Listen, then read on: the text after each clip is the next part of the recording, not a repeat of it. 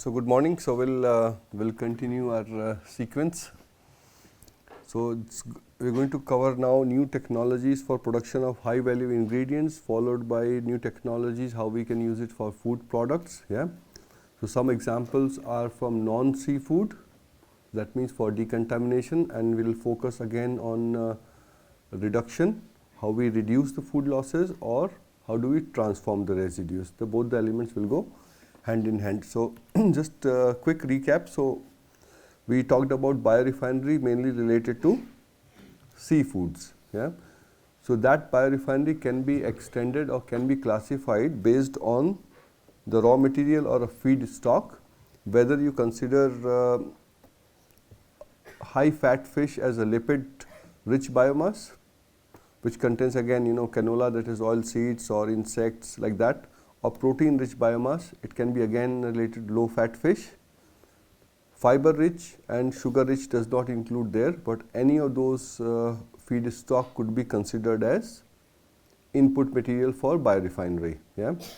So when you are establishing a biorefinery, which is also part of your assignment, so this is one important thing. What are the feed stocks you are considering? Yeah. Within feed stock, what is their composition, what is their physicochemical properties, and what all you can obtain. Then comes your stabilization or post-harvest interventions or different pre-treatment. So we did discuss briefly about blanching, drying, and there are some chemical preservative in terms of salt and sugar, or siling, enzymes, or using new technologies. So main focus now will be on new technologies. Yeah. And then you have a conversion technologies, that is how do you fractionate it, hydrolyze it, use enzymes or microorganisms for fermentation, or only enzyme, or alone, or in combination. During that you get your multiple products. All that ingredient will depend upon what sort of biomass you are obtaining. You cannot get high fiber, you cannot get sugars when you are using seafoods. The seafood does not contain much of carbohydrates and sugar containing compound. And rest of the side stream you have bioactive fibers, others, and in this process you also get a processed water, and within processed water you again can use new technologies, mainly membranes, to separate the ingredients and fractionate it further. Yeah. So this is crux of your biorefinery and how you can achieve circularity at different stages. So this is what we have so far discussed. So this is the blueprint which we did discuss in the first lecture, and then we just bringing in different processes, ingredient. So things isolating any of the processes or any of the step becomes quite difficult. So it will be some of the repetition of the examples will take place, so that you can draw your own conclusion and your own links. So if you talk about all the ingredients, broadly you can classify them as proteins. You have food additives, nutraceutical, feeds, pharmaceutical, and also natural dye. Can anybody give an example of natural dye which can be used, where protein can be used as ingredient, as a natural colorant? Yesterday we did discuss. First one, phycocyanins. Red, blue, microalgae can be used directly as a food colorant. Then you have different amino acids, fatty acids, that is again to know about lipids. This lipids contains your phospholipids, your fat, oils, and fatty acids. Yeah. So this again have the similar applications depending upon the purpose. Micronutrients, vitamins, sterols, and different minerals, food ingredient, cosmetics, pharmaceutical, feed, sugars and starch, including your including all other chitin, chitosan can also be used for bioplastics, biofuel, food ingredient, pharmaceutical. So and again secondary metabolites, that is your phenolic compounds, all the phenolic compounds, and some of those astaxanthin which is coming again from seafood, and certain carotenoid compounds. They all have again the similar applications. When you say pesticide, that is basically a biopesticides. Majority of secondary metabolite can also act as a biopesticide or biofertilizer and all those applications. So, in nutshell, most of the ingredient whatever we get from different streams can have multiple applications. Yeah. So, whenever you are answering such questions, make sure that you know at least one example. Yeah, not to shoot things in air. So, fucoidin sulfated polysaccharides, alginate from Saccharina latissima, vulvans from vulva lactum, vulva species, laminarin is almost in every seaweed, agar from Gelidium or from mainly from Gelidium, carrageenan from Chondrus crispus. Yeah. So, these are again polysaccharides. You have thickening agent as a fat replacers, as well as nutraceutical, functional food, cosmetics and pharmaceutical, nutraceutical. So, all those applications, this is all ingredients and different applications. Yeah. We can come up with the new applications, new examples, so it will become slightly messy. If you remember, we had one messy slides, big massive one, all the raw material and ingredients and how it can be used from waste as well as biomass. So, this is all ingredients and different application. Now, the question comes, why new technology? Yeah. Or what are the strategies of obtaining those ingredient? Yeah. If you remember, two approaches we did say, one was to reduction and transformation. Yeah. So, this time I start with the transformation, and then we next lecture is all related to how do we reduce it within this particular section itself. So, take an example of protein sources, because alternative protein, requirement of protein is becoming quite bigger. So, whether you have existing sources or you have alternative sources, seafood, oilseed, cereals, pulses and legumes, similar concept applies. Edible insects, microalgae, seaweeds or microbial source, either yeast or so. There are only three ways of getting any ingredient. One is dry extraction, that means without using any liquid, water, or you can call it as dry process. Pre-treatment followed by dry extraction, pre-treatment followed by wet extraction. Yeah, that means giving ultrasonic treatment followed by conventional method. Giving demineralization, deproteinization can be considered as your pre-treatment followed by main extraction, depending upon what is your target compound. So, there are a number of different technologies which can be used, and after extraction you do carry out the fractionation or separation. Yeah, either by membranes or by centrifugal forces to get your ingredient. So, similar figure can also be adopted for your lipids. Yeah. There how we will work on a dry fractionation, that will be again with certain limitation. If you dry it and then if you try to squeeze it, you can get oil. For example, you have oil seeds, basically it will be wet or a dry extraction. We are not adding a water, that is what we meant here by wet. And this is one of the equipment design which is microwave plus ultrasound together, which you will see in subsequent slides. This is supercritical, this is ultrasonics, this is also ultrasonic, this is also ultrasonics, and there are a number of other technologies which can be used for any of these processes. Yeah. So, here also you have high pressure processing, pulse electric field, number of different techniques can be done, and it will be difficult to cover each and every technology in this given short time. So, first and foremost, what are novel technologies? Novel means new. Oh, come on, this is going to happen again. As a new technology. So, either you have a processing application mainly for improving shelf life, cleaning, disinfection, dried food application and biofilm eradication. Why these four examples are written? One is how we can extend the shelf life of seafood or seafood related ingredients, products, or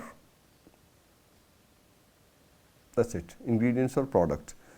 Cleaning and disinfection, that means how you can clean them or how you can disinfect them, that is alternative to chlorine related processes. And dried food application, that means when you are getting an ingredient at low temperature or where you are not exceeding sublethal temperature, you need to have a technology how you can extend their shelf life. Biofilm eradication becomes an important element, because if you are using conveyor or if you are using a spray dryer, membrane fouling, so how we can remove those biofilms. Do you know about what is a biofilm? Anybody?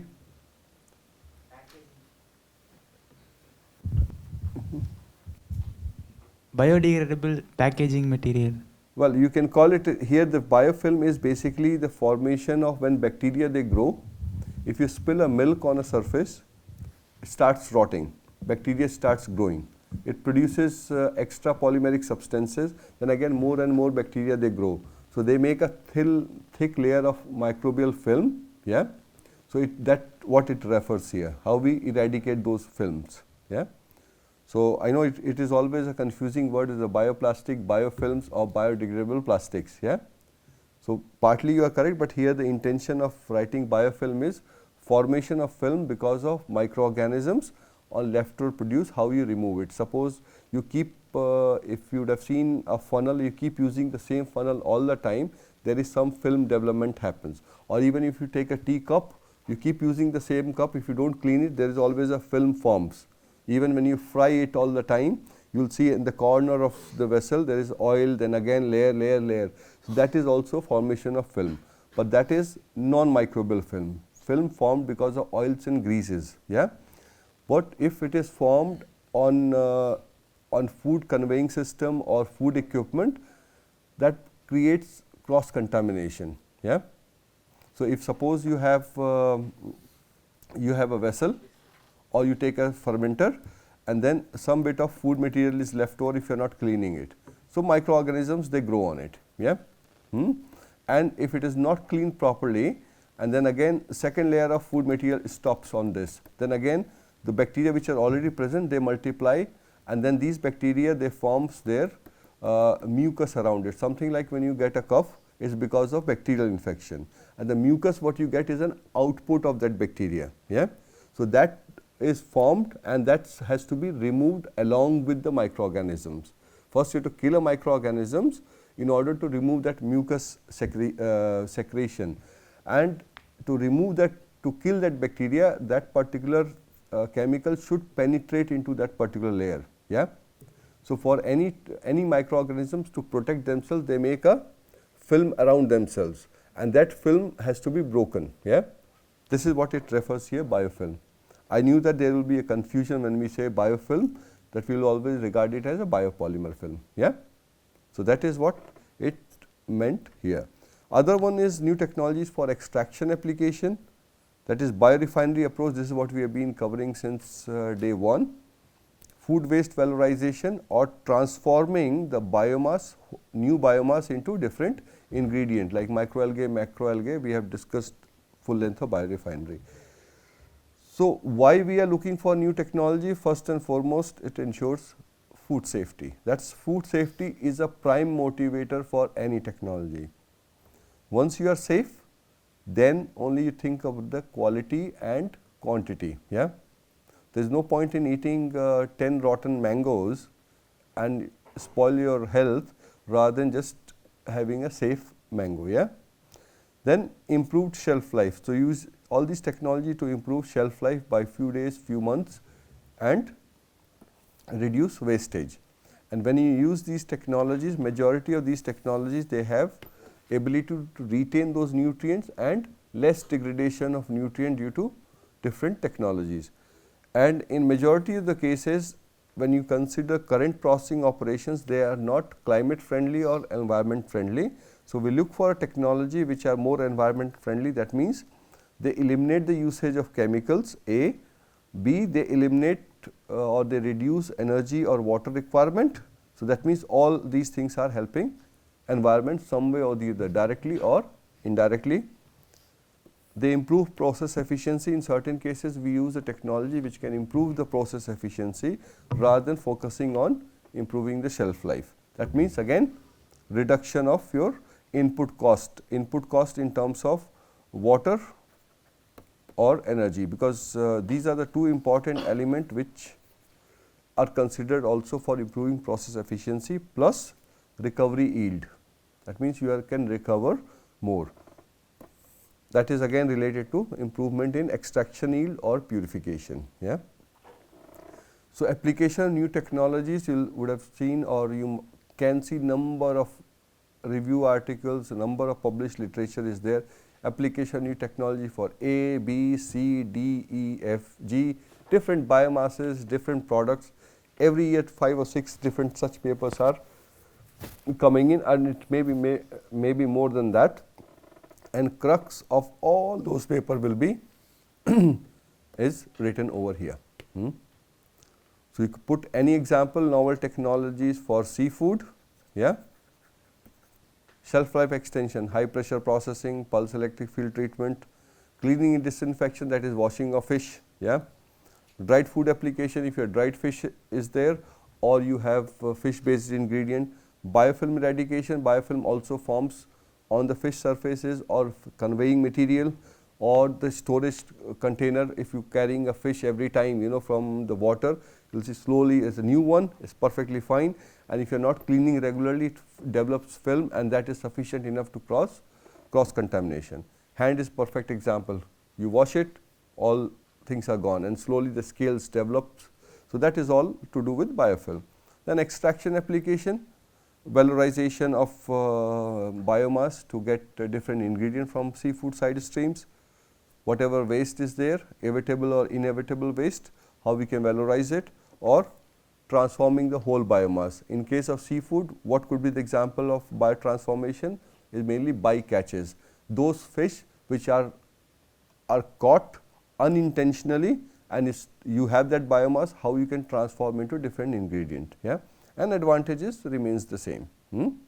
So any of the biomass can be fitted in, and you can list out all the application. So whenever you are writing such type of report, first make your own blueprint, what way you are going to frame it, and then you can just think in that particular perspective, then search a research paper, then start compiling it together, rather than other way around. First collect everything, then start building it, yeah. So that means sometimes when you are doing literature search, you just keep downloading all the papers. It's something like you keep buying the furniture and then start making the house. Do we do this way? No. We first make a house, then buy the furniture what you need.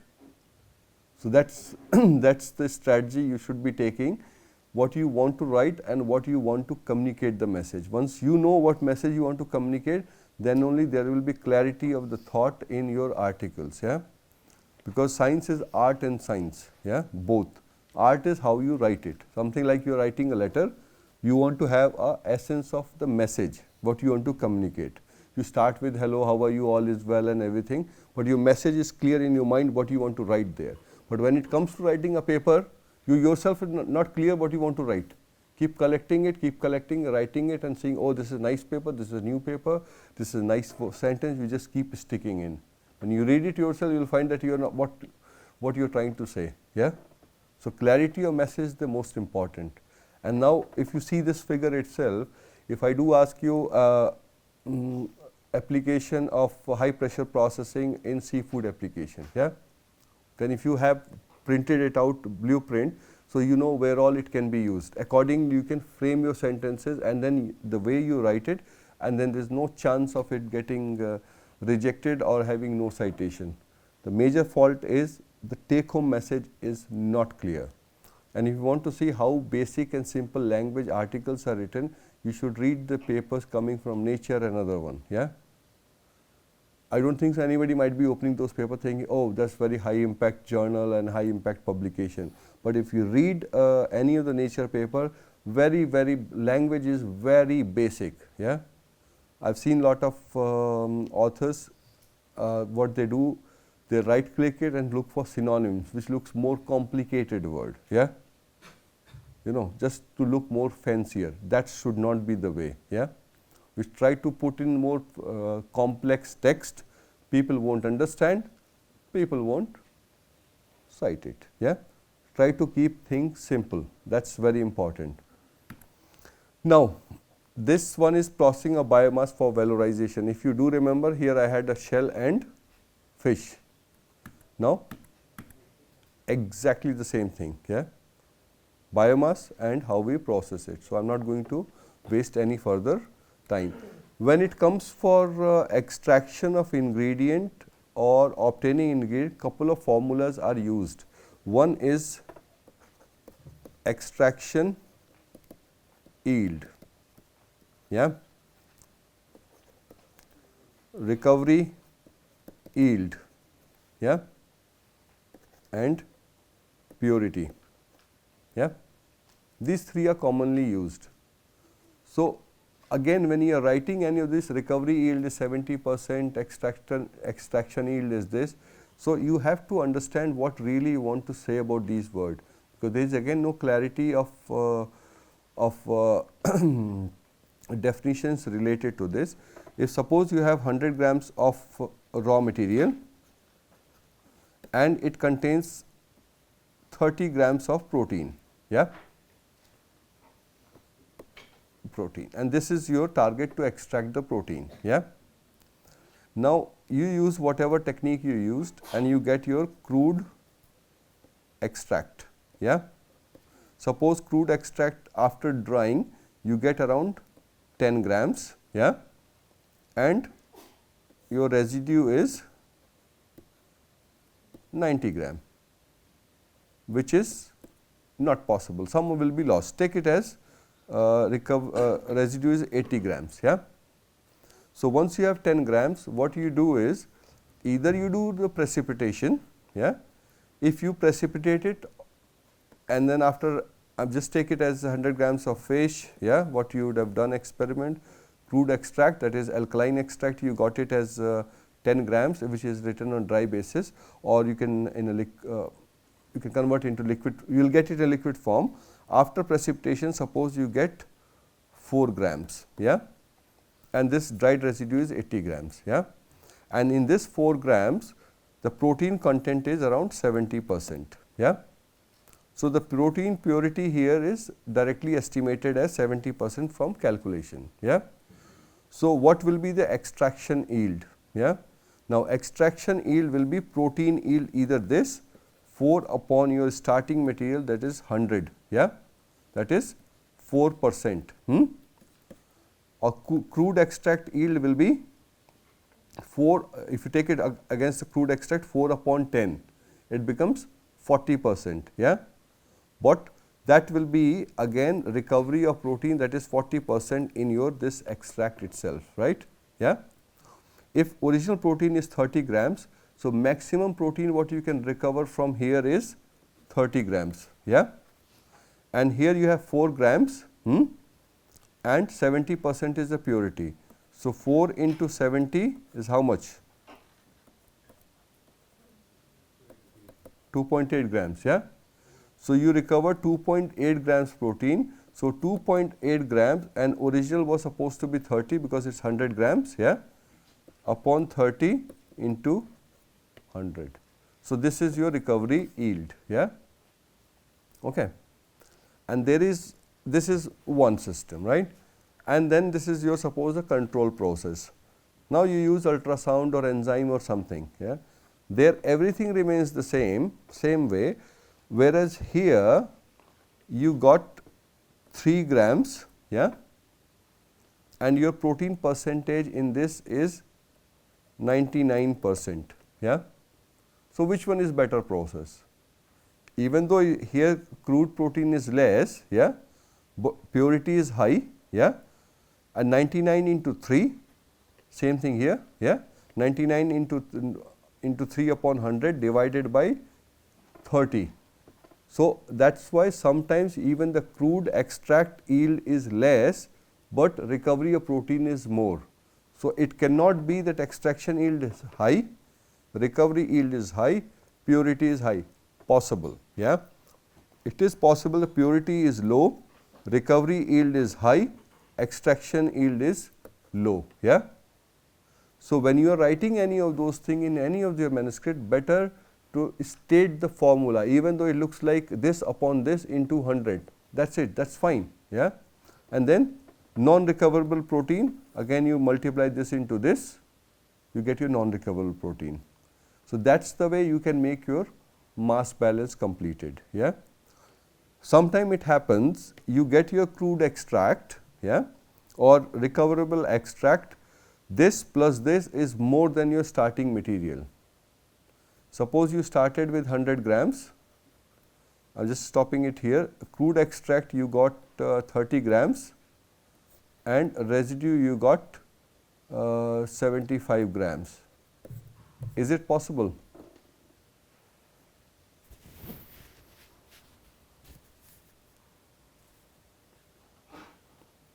One possibility is wrong weighing balance. Yeah.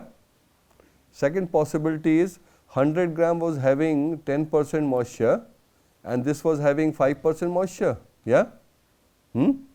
Or this was having high moisture. Yeah. Another thing is, it also depends upon what solvent you are using.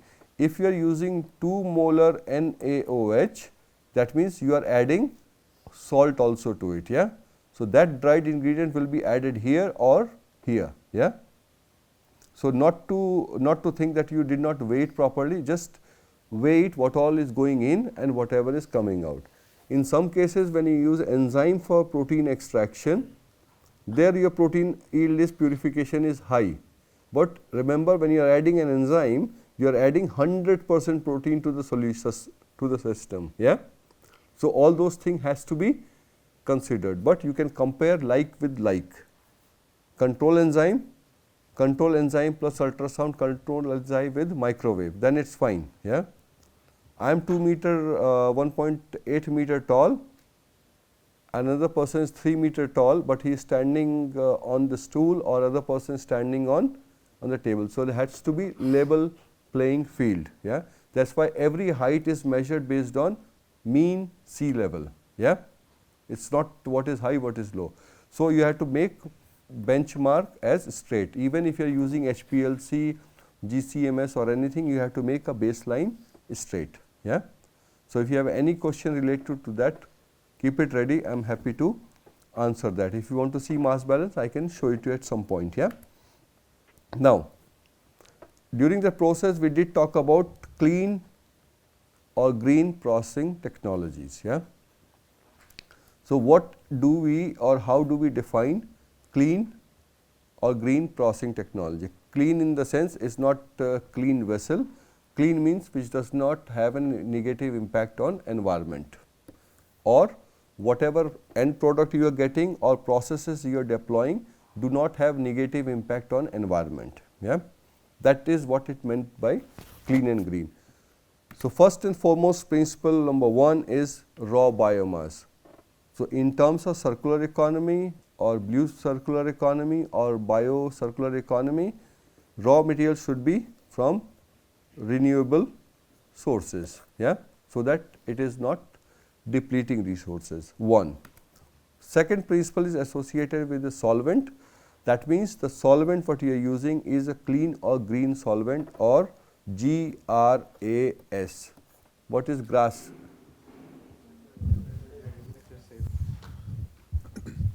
Generally recognized as safe. Can you name one?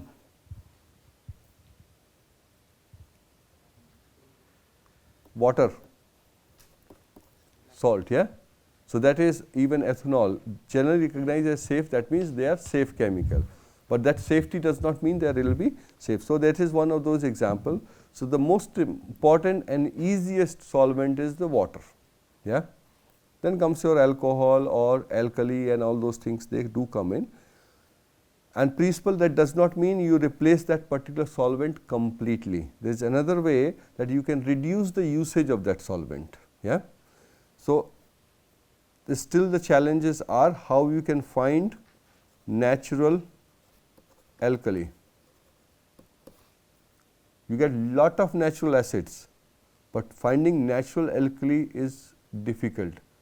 Can you think of any alkaline substance available naturally, any fruit or vegetable which is having pH more than 8? So that's why one of the famous doctors said, if you make system alkaline, there won't be any cancer. Majority of the system is acidic. You take strawberry juice, add alkali to it, red color is gone.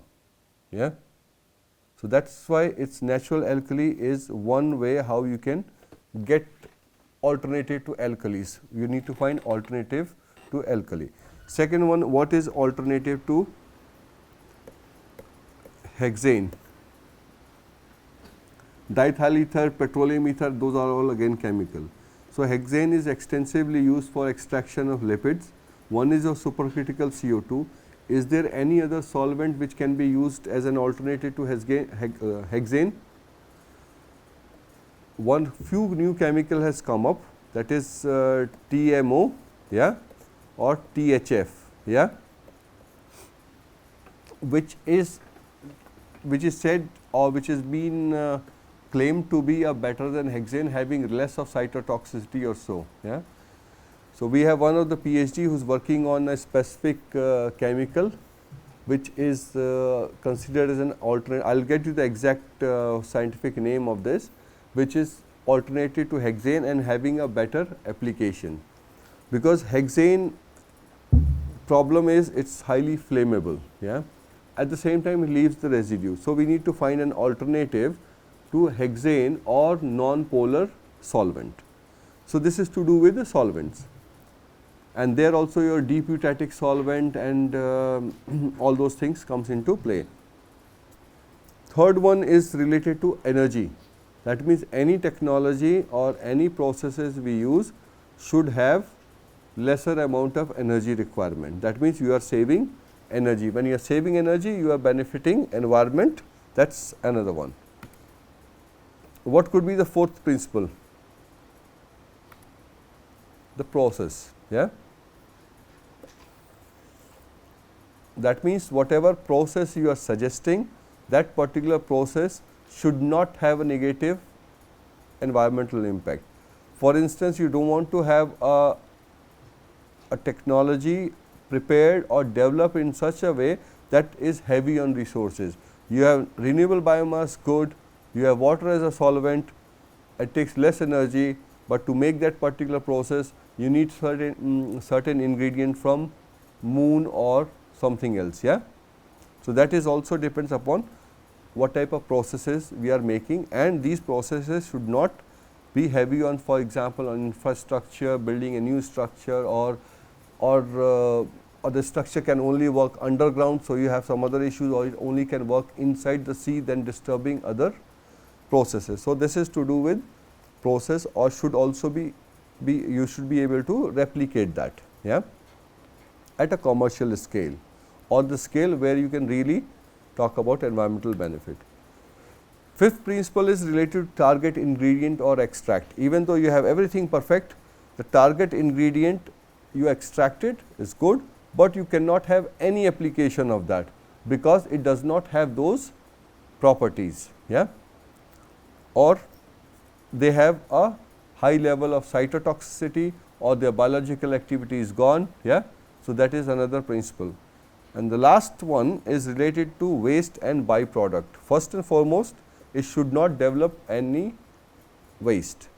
If does develop or forms and waste, that waste should be environment friendly or can be used for composting or for fertilizer purposes, yeah.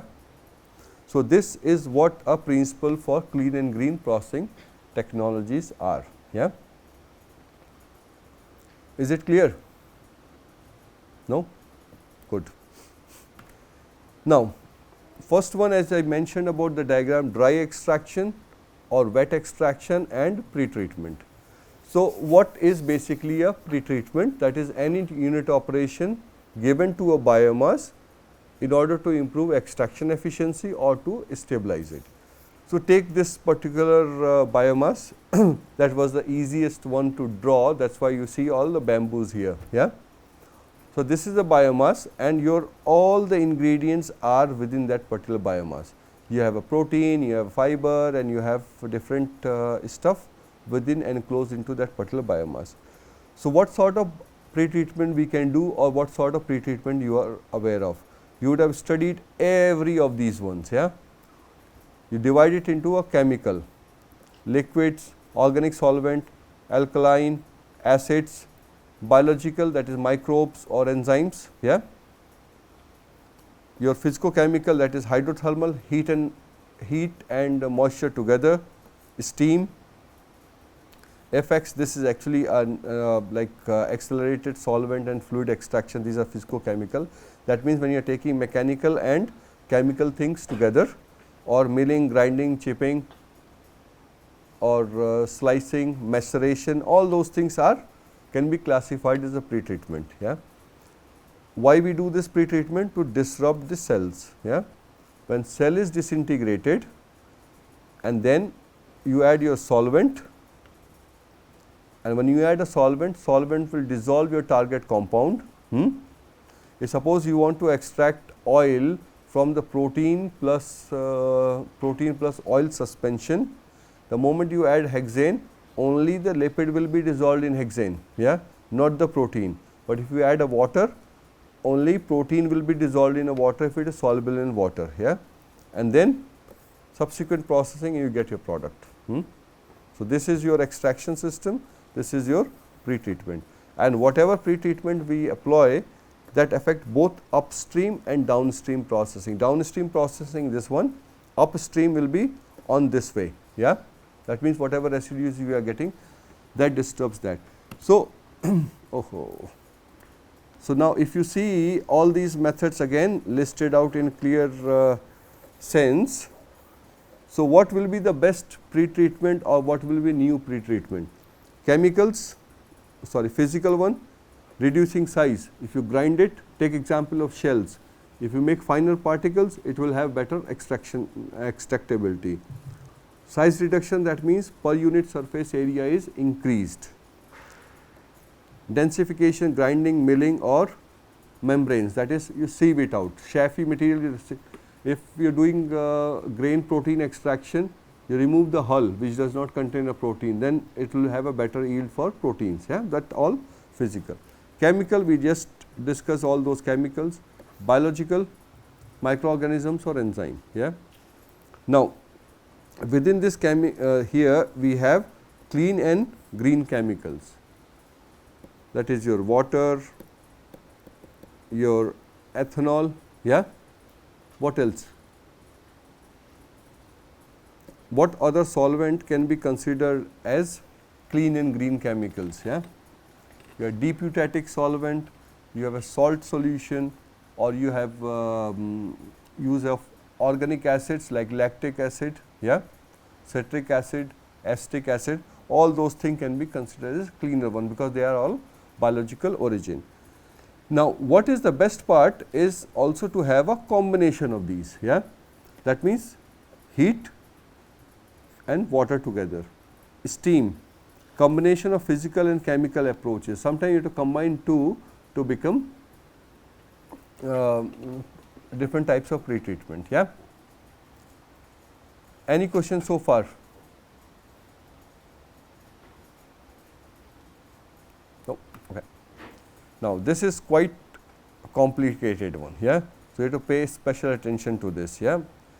So, this was one, biomass. I already mentioned every system does not need a pre-treatment, yeah. In some cases you have to have a pre-treatment, some cases you do not have to do it. Now, this is how we develop a extraction process.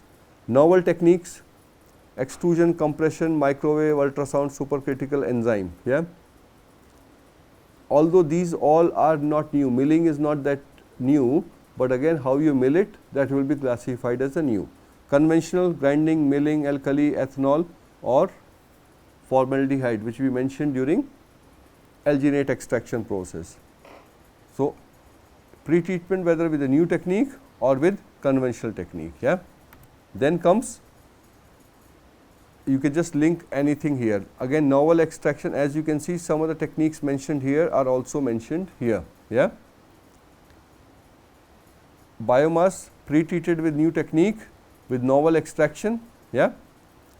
Biomass pre-treatment with conventional technique and then you have new extraction, yeah. Biomass no pre-treatment followed by straight away for extraction, yeah. Or you have combination of novel extraction, that is ultrasound and microwave together, enzyme and ultrasound, ultrasound to disrupt the cell and then to add enzyme, or you add an enzyme first and then to use a microwave to inactivate that enzyme and carry out the downstream processing, yeah. Use green solvent or non-green solvent, yeah.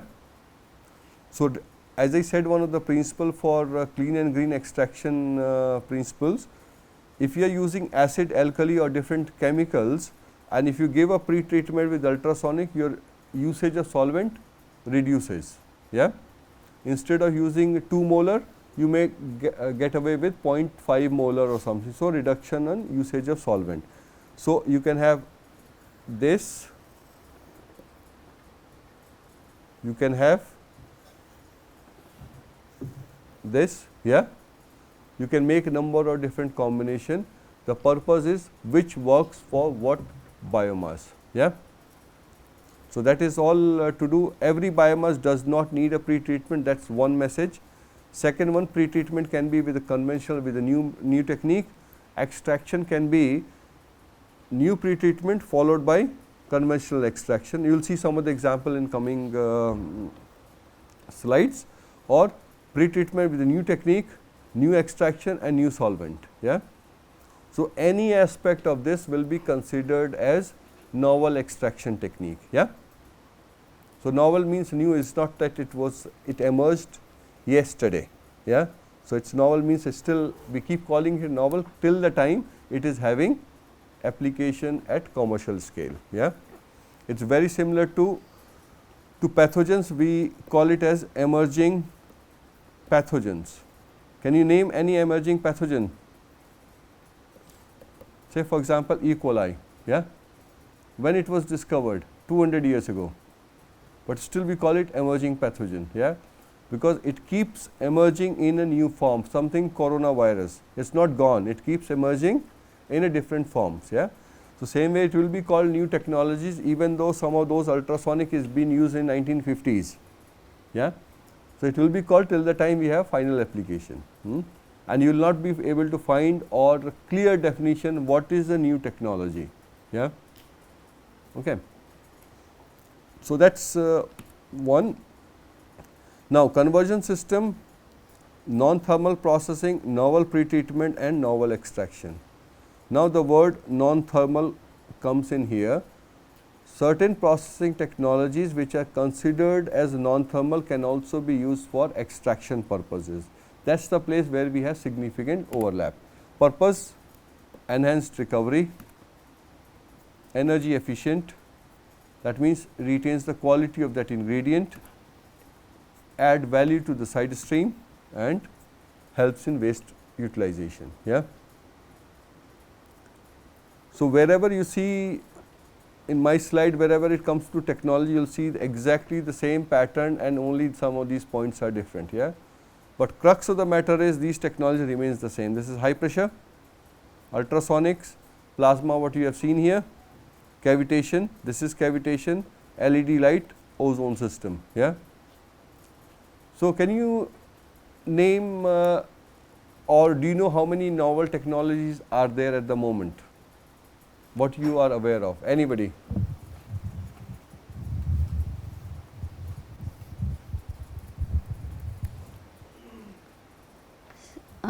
Sir, pulse electric field. One second, yeah. PEF, yeah. Cold plasma. Cold plasma. HPP, high pressure processing. Yeah. Ultrasound radiation. Yeah, ultrasound. Microwave. Okay. Microwave. Ozone treatment, ozone treated waters. Ozone, yeah. Irradiations. Irradiation, techniques. okay. And I will put it as a gamma, yeah. Gamma radiation. Yeah. Some novel drying techniques like infrared drying. Okay, infrared is another one, yeah. Infrared is drying as well as processing also, okay. Infrared IR, yeah. Anybody want to add anything else? So, ohmic heating, Okay. inductive heating, Ohmic heating, inductive, yeah. shock wave technology, Shock wave. Any other addition?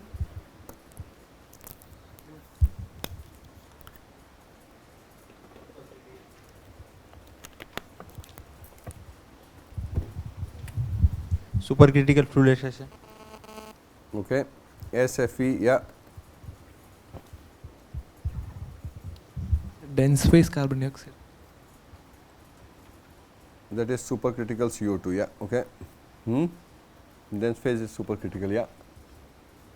Then you have subcritical water extraction also, right. Any other? I am also thinking. Any other? UV radiation, Okay, yeah, UV light, yeah, pulsed light, pulse light, yeah,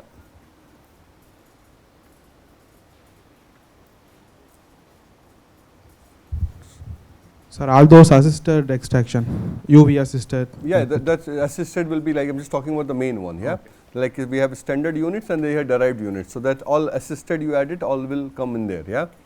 So, all these ones, whatever is listed here, they all are non-thermal, yeah. All whatever microwave, IR, ohmic, inductive, induction, and all those are novel thermal, yeah. Novel non-thermal, novel thermal technique. The only difference between both the technique is novel non-thermal, where you achieve microbial inactivation at sublethal temperature, whereas novel thermal, temperature is the prime motivator, but distribution of energy is efficient. Microwave distribute heats uniformly, whereas thermal processing, it is always conduction plays a major role, yeah.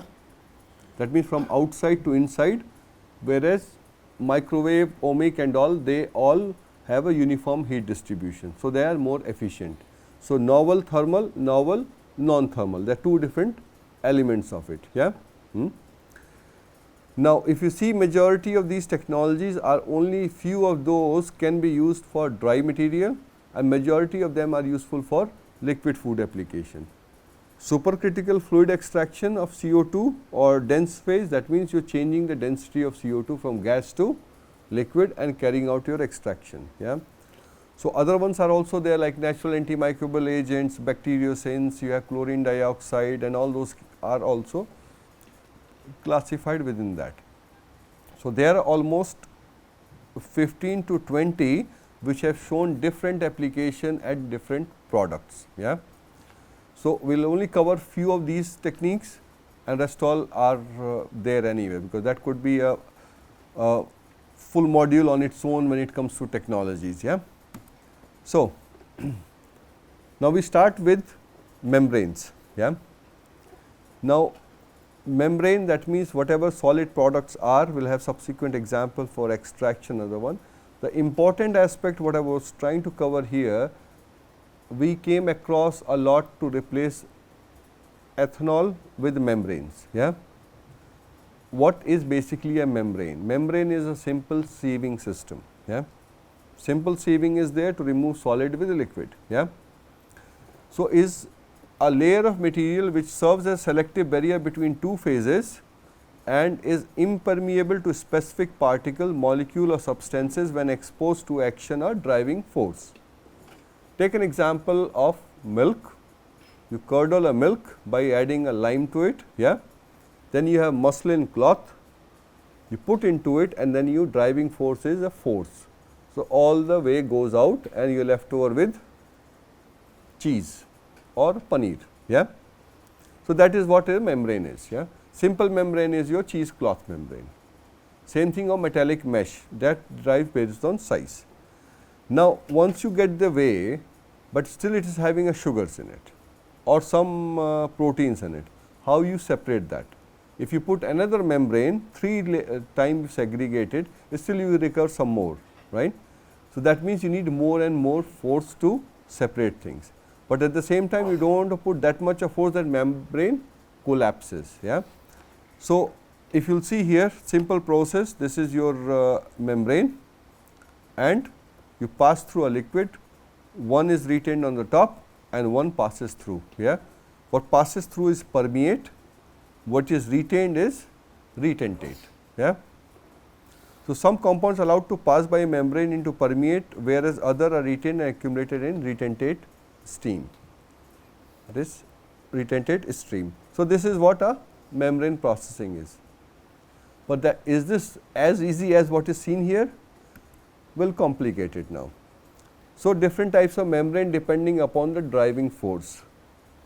One is your microfiltration, which removes the particle based on at a micron level, ultrafiltration at a molecular level, reverse osmosis, that means everything is gone, and then your nanofiltration. Yeah. So, as you can see, different particles based on the particle size, these can be separated. We all know about RO water, that means everything is gone, reverse osmosis. Yeah. Now, what happens? You have membrane and you put a pressure and it removes the substances out of it. We should not relate both microfiltration and ultrafiltration as the same one, because in ultrafiltration we are talking about molecular weight level, that means proteins, sugars, and all those stuff has to be separated through ultrafiltration, which is based on molecular weight. Yeah.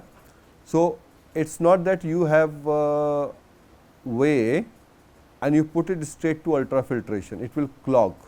So, first you have to do a membrane processing using microfiltration to remove the larger particle, like what you do in PTFE filter for HPLC. What is the size of that membrane? 0.25 micron or 0.45 micron or 25 micron or 45 micron. Yeah.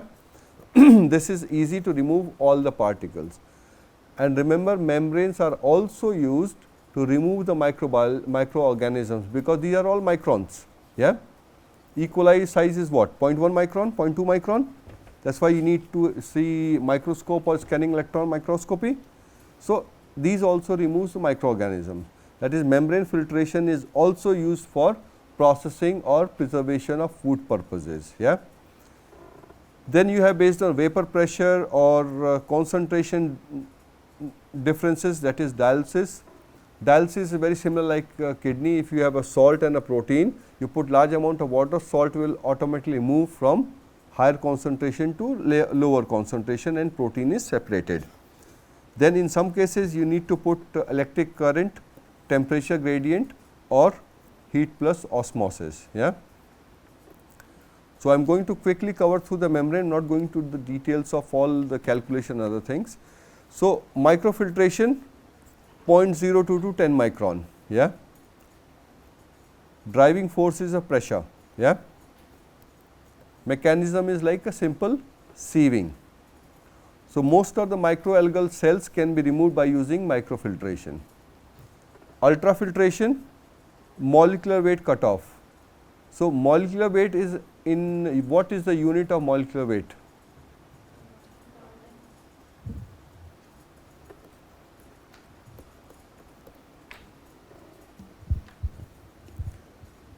Yeah, Dalton is correct. What is, how much is 1 Dalton? Nowadays, we'll play musical chair. Whoever is having a mic will have to answer it. Yeah. So, how much is 1 Dalton? If I say molecular weight of glucose, oh sorry, C6H12O6. What's the molecular weight of glucose? 180. How do we get it? 12 into 6, 12 into 1, 6 into 16. Yeah. So, 180. So, 180, this is 180 grams per mole. Yeah. So, what will be in Dalton? 1 Dalton is 1 gram per mole, am I correct? Yeah. So, when we say Dalton, it is gram per mole. So, I hope you all remember what is SI unit. SI stands for Systeme International. So, what is SI unit of light? Candela, CD, yeah, that's fine. Okay, anyway. So, this is what is your molecular weight in terms of Dalton. Yeah. So, it is only 180 Dalton for glucose. And how we determine the molecular weight of protein? Can we count all the carbons? Can we count all the hydrogen and oxygen? Difficult. Yeah. So, you have to use a certain size exclusion chromatography to determine the molecular weight. And how that operates? You put a known molecular weight compounds into it, you get your standard graph and then you determine the molecular weight. Otherwise, you have to determine all the amino acids and then you have to determine their all number of carbons, hydrogen, and then you have to calculate it, and that comes in terms of kilodaltons. Yeah. So, large molecular weight, smaller molecules. So, there you have to use ultrafiltration. That is again micron is one thing and actual is molecular weight cutoff. Nanofiltration, reverse osmosis, all are gradients related to pressure. Yeah. So, it does not mean if you are using an ultrafiltration membrane, it will separate on its own, or you exert huge amount of pressure. If you exert huge amount of pressure, still other things will also pass through. Yeah. Sieving, solution diffusion, adsorption, capillary flow, solution diffusion, and both counter ion and this. Sometimes you have to use ionic membranes, so that anything whatever is having a charged particle is retained, rest all passes through. That is mainly used when you are targeting two compounds which are having a similar molecular weight range. Yeah. And then electrodialysis and vapor pressure and pore evaporation. So, these are all membrane systems and how you develop into the process. Yeah. Now, types of membrane: polysulfones, cellulose acetate, polyether sulfone, polyethylene polypropylene, PTFE, which is extensively used in HPLC and different gas chromatographic analysis, PVDC, PVC, carbon filter. So, these all are different types of membranes which are used. So, can you name what will be the pore size of this membrane? This is not the pore, membranes is on top of it. Yeah. So, this is the configuration how membrane is pretty much used. Inorganic, that is glass membrane, metallic membrane, and ceramic. So, they do have very good thermal stability and withstand chemicals, because if you are using for example cellulose acetate membrane and you are trying to remove acidic material, hydrochloric acid from protein, so that might impact the performance of that membrane. Yeah. So, selection of membrane largely depends upon your type of your raw material, what you are trying to separate and what you are trying to separate. Yeah. So, there are two things, one is what is the material and other one is what is your biomass.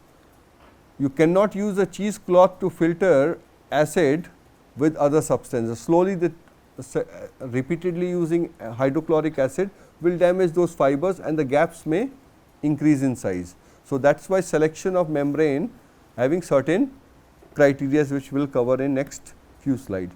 So, configuration. This is a membrane configuration, that is dead end flow. This is the membrane what you saw in previous one, something like this. This is end. So, all the liquid goes in here, whatever is not required comes out. Yeah. Whether it is having a spinning configuration or a pressure configuration. Cross flow, that means a liquid comes through here, your permeate comes over here and retentate pass through. Yeah. Transverse flow, membrane is in this form and this is the way it works. That means permeate comes out of this, retentate comes out of this. So, this could be configured something like this. That means your liquid is coming in here, yeah, in this membrane, and only the permeate goes through this, and there is an arrangement done. So, this is all this is all what way the membranes can be configured. Yeah. And majority membrane systems are people they build their own membrane system specific to the processes, or membrane systems are bought and different membranes are purchased to do that filtration system. Now, here again some of the calculations are there, what is the feed, what is the performance of membrane and how much permeate is coming in and what is expected. Dead end flow or cross flow, the simple configurations here for membranes. So, again hollow fiber, microfiltration, ultrafiltration, and these are some of the fibers which are used for membrane. Yeah. Do you think membrane is the best way of filtering substances? Looking at these slides, yes it is. Yeah. But how many times you can use a specific membrane? because certain membranes should be always in a solution. It is not like a tea filter, you clean it and tap it and keep it and use it again.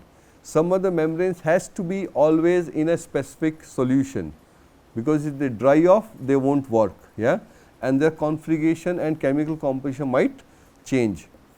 Spiral wound, or simplest one is a flat membrane. We use a lot of flat membrane systems, yeah, and other geometry, hollow fiber membranes, tubular element, spiral element, plate and frame membranes, yeah. So, all these are, or membrane is not a single stuffed membrane, processing itself is a full length technology, yeah. So, that is the way we can configure a membrane depending upon the application, and lot of suppliers are there, lot of manufacturers are there who make membrane systems. As you can see, reverse osmosis RO water is used almost in every food processing plant, yeah. So, membrane system is not expensive. Processes can be expensive, but they are much cleaner processes. Majority of whey protein isolates or whey protein concentrates are made based on membranes. The problem comes today, if you are using whey, tomorrow you want to use fish, day after tomorrow you want to use something else, yeah. So, for investigation purposes, for research purposes, membranes are tested and then they are expanded, yeah. And there are a lot of large scale operations are done even to remove lactose from whey isolates. So, that means sugars and other elements can be removed. So, what should be the basis of membrane selection? 1, fluid.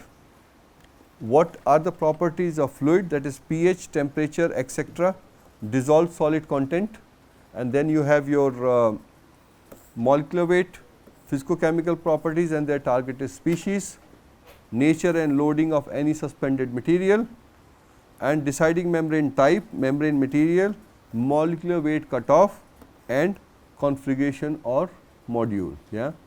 It may happen you use a membrane system to segregate the stuff between 100 to 150 kilodalton, and then when you check its molecular weight, it is completely different. Is it possible? If you use size exclusion chromatography to measure a molecular weight, what is the unit of molecular weight you get there? Kilodalton, and that is basically a distribution what you get, something like this, yeah. The molecular weight which is recorded is mean molecular weight, yeah.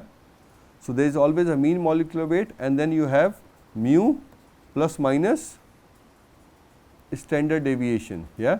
So, you get a distribution and what is the mean molecular weight. So, membrane will not do it that way, yeah. So, that is why there could be a difference between physical membrane system and chemical way of measuring molecular weight, because in chemistry you get all molecular weight distribution, bimodal, unimodal are drifted towards, whereas in membrane you get completely different. So, it should be within that particular range. So, these are the way how you can select membranes. Now, we talk about the problems, yeah. First and foremost is fouling. That means, you have seen when you use a sieve, some of the stuff is trapped between the mesh. Suppose it is of 2 micron, so particle is exactly 2 micron, it will clog, yeah. So, that is again formation of gels, pore blocking, caking, that is cake layer is formed, or because of pressure some of the membrane pores are wide open and stuff is stuck. Organic matter colloidal suspension, that is really soluble salts or biological growth. Here is also the thing of biofilm. If the same membrane is used again and again, some bit of milk protein is left over there, it causes membrane fouling, microorganisms they can grow, then you have to clean the membranes. Cleaning of membranes are also done by using chlorinated compounds or certain chemicals. Even plasma is also used for cleaning of membrane as an alternative to usage of chlorine, because if you use a chlorine for cleaning of membranes, the chlorine residues may be left in a membrane and that will pass it on to the product. This is was some way or the other it shows how the fouling layer can work, yeah, and then how it is clogged between the membranes, cake formation, or because of air bubbles, yeah, and then how it can impact membrane. So, membrane geometry also plays a vital role in this. Spiral membranes, ceramic membranes, they are much better, quite expensive, as well as membrane fouling. So, here also again new technologies are used to improve the membrane filtration processes by using ultrasonics or techniques to clean those membranes, yeah, and how often you need to replace the membrane. It is not that membrane once installed can be used forever. They also have a specific life of usage. Just whenever you talk about membrane, think about your tea strainer, yeah, how long you can use it. So, that is the issues with membrane fouling. Any questions so far?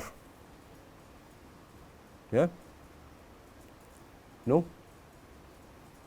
How many of you have used membrane system? All those who have drank tea, they would have used it at home anyway, yeah. So, membrane is not always ultrafiltration or nanofiltration, yeah. So, this is quite efficient. Microsystem is good enough to remove those, and it can replace the centrifugation, because when you use centrifugation, then you pour the suspension. Then again you have some of those middle layer which you can have some certain particles, yeah. Some cases we do go through centrifugal force before going for ultrafiltration. That is also done so that we do not have to use microfiltration followed by ultrafiltration. And same system can operate all different types of membrane, but you have to change only the pressure gradient and crux of it, yeah.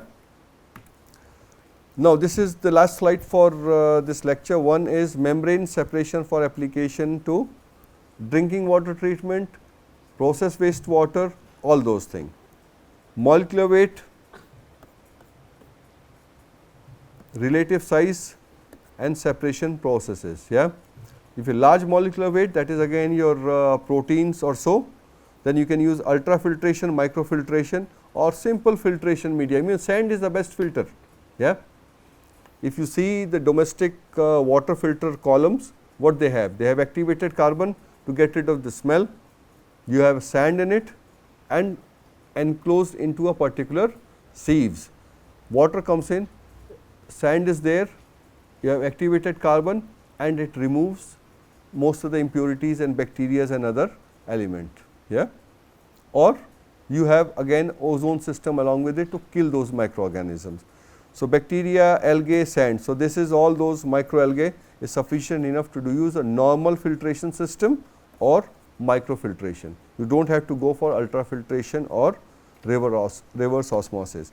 But if you are growing microalgae and you want to segregate the protein simultaneously, if you remember that particular diagram, that means you do a pre-treatment to the biomass and then you use directly ultrafiltration after microfiltration, so that you can separate the proteins or nutrients directly out of it. So, based on the molecular weight sizes in terms of kilodalton, what type of stuff are required. So, if you have to remove organics, soluble solids and even salt and ions, you need RO or nanofiltration, which is extensively used in drinking water treatment, yeah. Any questions so far? It was pretty much straightforward, yeah. So, what we covered is how we can separate, or what is the principle of clean and green extraction technologies, why do we need to use it, and the simple technique of removing the solids from liquid side stream, yeah. So, when we come back, we'll go through the processes for ingredient side of it, solid ingredient side of it.